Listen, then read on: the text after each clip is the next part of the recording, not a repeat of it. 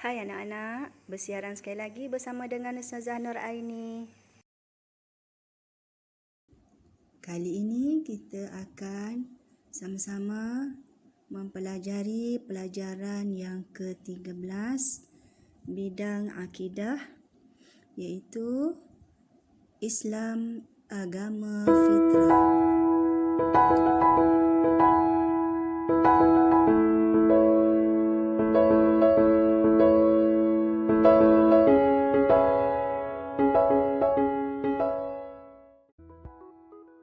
Adik sekalian, hari ini kita nak belajar tentang maksud agama fitrah. Apakah maksud Islam itu agama fitrah? Maksud Islam agama fitrah ialah Islam merupakan agama yang sesuai dengan naluri fitrah beragama manusia. Bayi yang baru lahir pun mengakui kebenaran tauhid.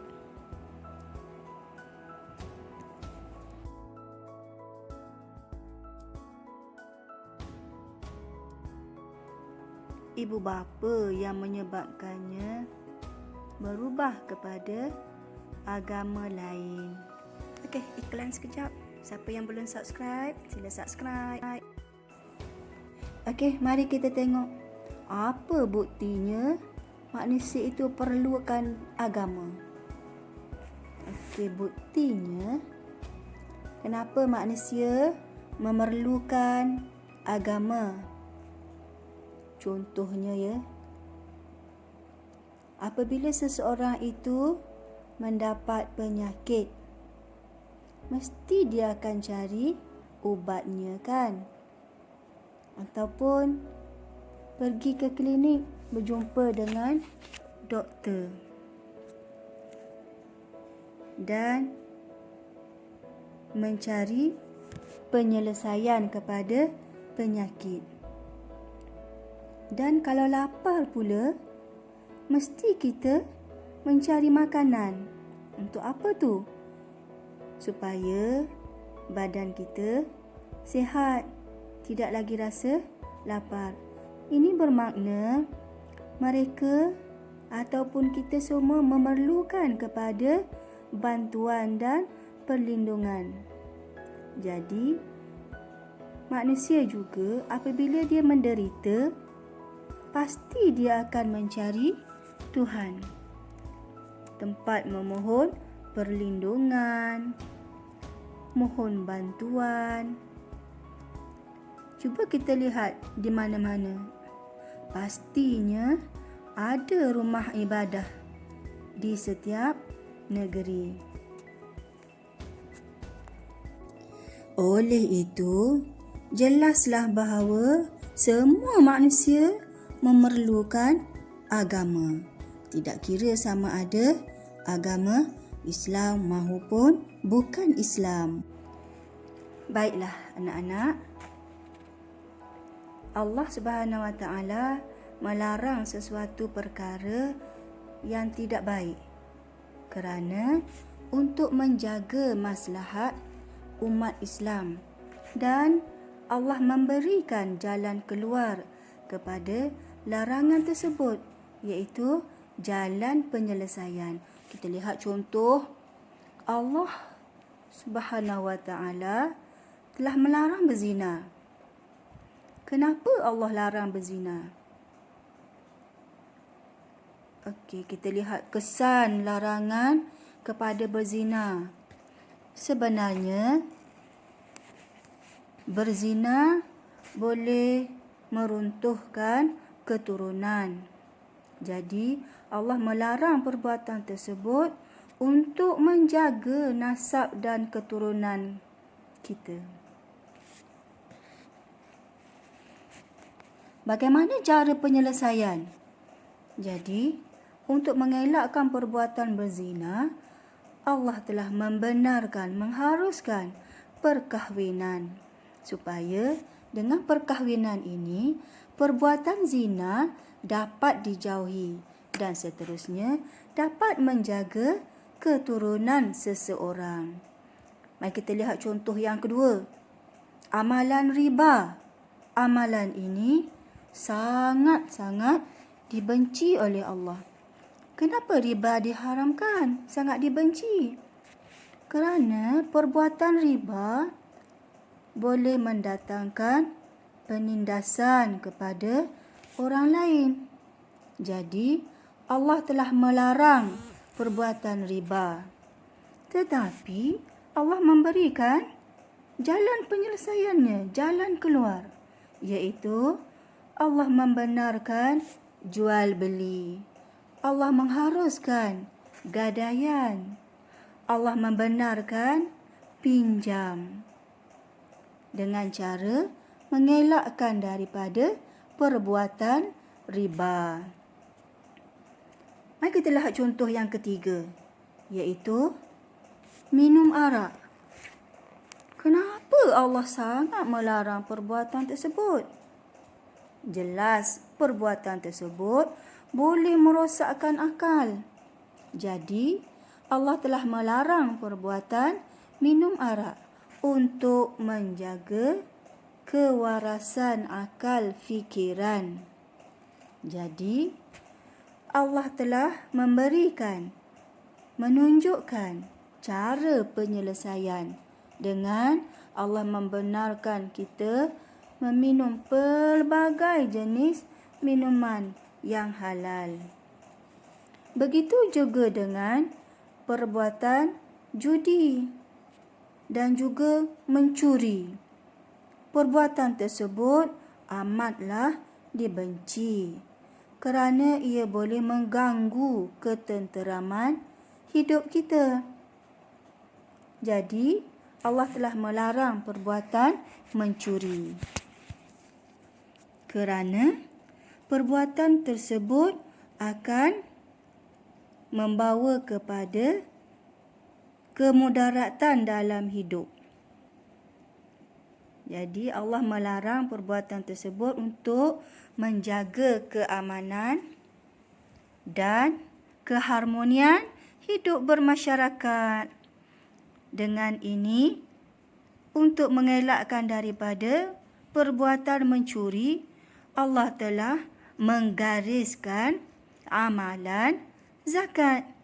Jadi, orang yang mempunyai lebihan harta wajib mengeluarkan zakat untuk diberi kepada orang-orang miskin dan orang-orang fakir, untuk mengelakkan daripada perbuatan judi dan juga mencuri.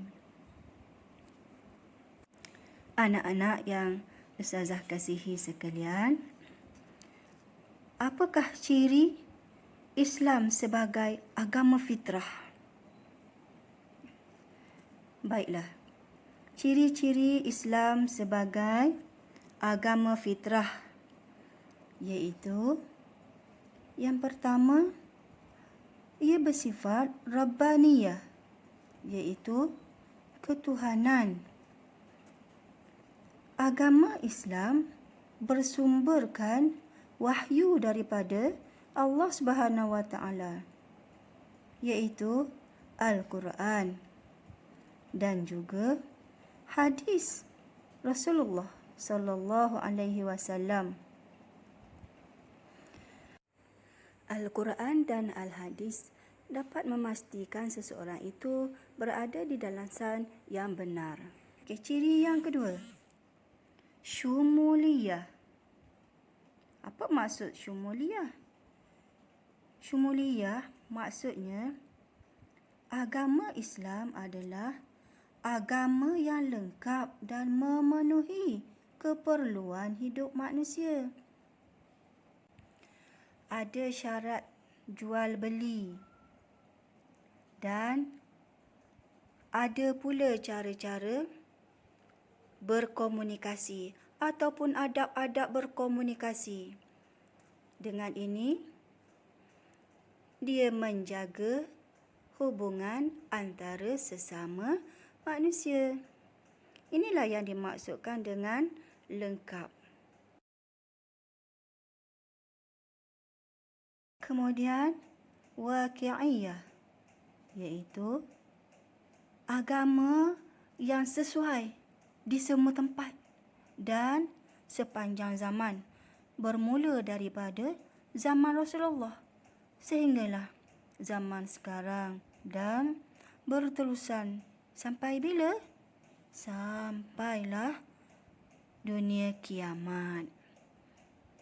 Agama ini juga sesuai diamalkan di mana-mana tempat, di mana-mana negara, di mana-mana kawasan, kerana dia adalah satu agama yang sangat tepat. Yang keempat, alamiyah, iaitu satu agama yang sesuai untuk diamalkan oleh semua bangsa, tidak mengira bangsa, bukan setakat bangsa Arab sahaja.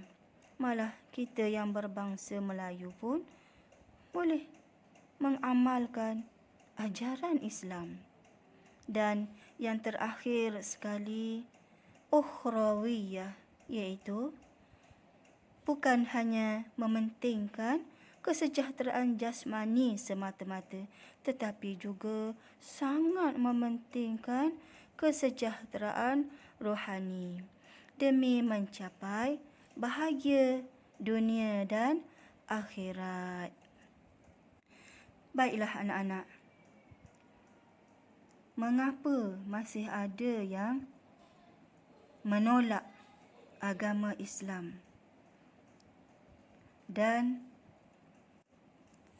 baiklah anak-anak, mari kita lihat mengapa seseorang itu selalu melakukan perbuatan-perbuatan yang boleh mendorong salah laku akidah. Okey, yang pertama, terpengaruh dengan budaya dan hiburan yang boleh merosakkan akhlak. Contohnya, hiburan yang melalaikan daripada mengingati Allah, menyebabkan leka daripada solat. Okey, kita tengok perkara yang kedua. Sebab berkawan dengan orang yang rosak akhlaknya. Dengan ini, terikut-ikut untuk sama-sama melakukan perbuatan yang merosakkan akhlak. Dan yang ketiga, yang paling utama, kurang mendalami ilmu Islam. Tak mahu belajar, tak mahu menuntut ilmu. Ada majlis ilmu, sengaja melarikan diri. Ada kelas pendidikan Islam, tak mahu ikut. Na'udzubillah. Kita mohon Allah menjauhkan kita daripada perbuatan ini. Dan yang keempat, tidak suka mendampingi ulama. Tidak suka kepada orang-orang alim, memandang remeh, memandang rendah kepada golongan alim ulama. Jadi anak-anak, kesimpulannya, agama Islam adalah satu agama yang paling lengkap, yang paling sesuai untuk diamalkan dalam kehidupan seharian, kerana ia bukan sahaja merangkumi kehidupan kita di dunia, malahan ia juga membawa kita kepada kebahagiaan yang hakiki, iaitu kebahagiaan di akhirat. Sekian dulu dari Ustazah. Segala yang baik itu adalah datangnya daripada Allah Subhanahu Wa Taala, dan segala kelemahan, Ustazah mohon maaf, itu adalah daripada kelemahan Ustazah sendiri. Andainya video ini bermanfaat untuk anak-anak, silalah share kepada rakan. Dan jangan lupa subscribe supaya anak-anak boleh mengikuti video Ustazah yang berikutnya.